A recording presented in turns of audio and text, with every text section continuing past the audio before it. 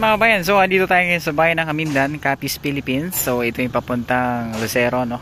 So dito, bibisitahin natin itong St. Lucia Optical Clinic.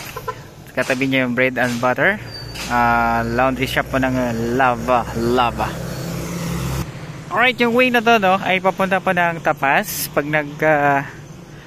pag nagkaliwa ka ay papunta naman ng Mambusaw. So dito po tayo, madali lang naman siya tandaan mga bayan.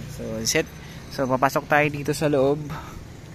Tingnan po natin kung ano po yung ino-offer nila na service para sa ating mga kababayan, no?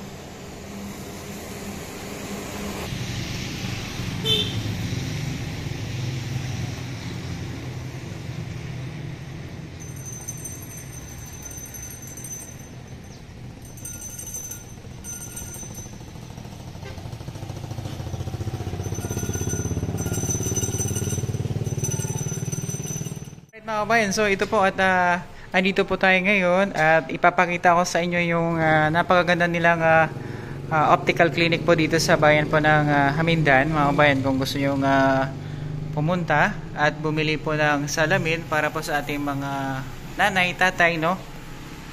Ayan po. Dok, magandang araw po, no? So thank you po sa pag-invite at ma-feature itong inyong clinic. So possible po, ano po ino-offer nyo na service sa ating mga kababayan? Probably mga nanay or tatay or bata, ano po yung ito po sir, yung eyeglass po namin nasa start po sa 750, complete na po siya with lens. Then i-check naman po yung mata, then depende po sa grado yung magagawa po eyeglass. Yung check up po ba, libre po yan? Yung check up po kasama na po dun sa eyeglass po. Okay, so ito po iba-iba, no? Dami pala. Ito po nga, Dok, may mga grado ba ito? Wala pa po sir, bali lahat po yan sir, mga frames pa lang po siya. So bali check pa po yung eyes po ng patient, then yun po, dun po yung next step na after check up, dun po gagawa yung eyeglass po. Affordable naman, no? So mga dito po, Dok, ano po ito? Ito naman po, yung mga frames po dito, mga nasa around 170 po siya. Apo. Po with free lens naman na po lahat. Okay. Yung dito po na side?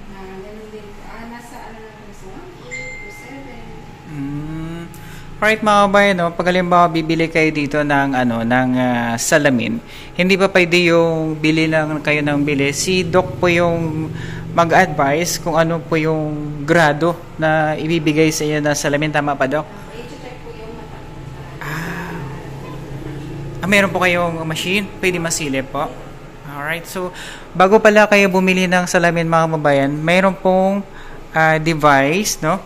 Meron pong device na ginagamit para po sa mga patient na i-check mo na kung ano po yung capable na pwede sa kanya, no, mga kabayan. So pag dito po kayo pumunta sa St. Lucia Optical Clinic, talagang sinisecure, no, at safe yung salamin na bibili nyo sapagkat meron po silang process na binibigay o sinusunod na guidelines para po maging safe din yung inyong mata mga kabayan. So recommend ko po itong St. Lucia Optical Clinic.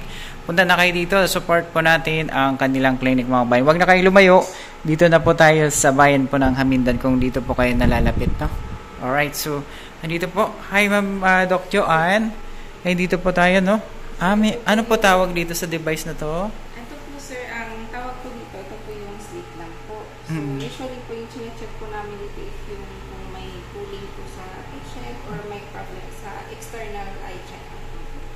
Tapos, so in case naman po, upon checking dito, kung may problem po may problem po talaga sa mata, nire-refer naman po namin sa ophthalmologist. Kasi more on external exam lang po ito.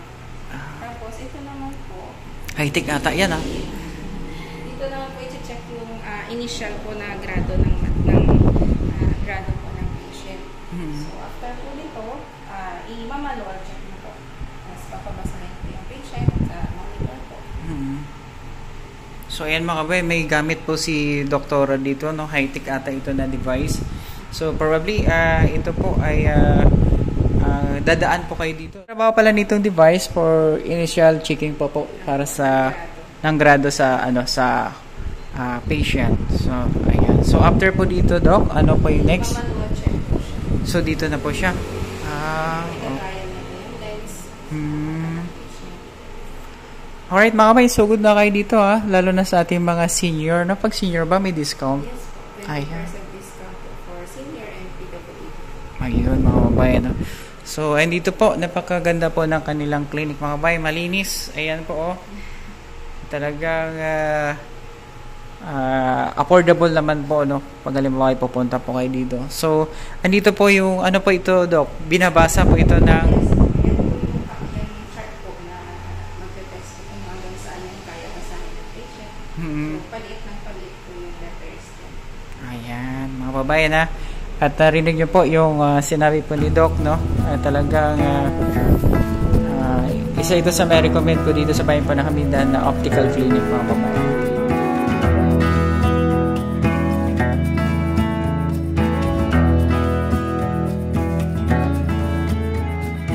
Looking at my life, I've acted like my hands were tied, trying to get it right, but right is only in my mind.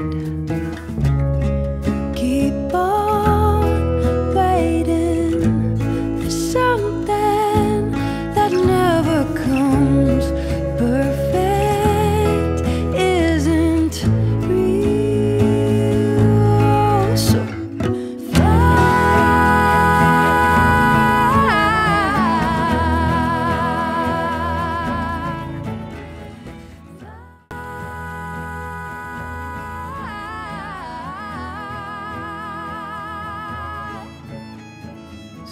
And God bless. Thank you sa pag-invite na may features itong inyong napakaganda po na clinic. Tingnan nyo naman, mga bayan. Ang ganda. Nalinis pa ng kanilang clinic po. Ayan po.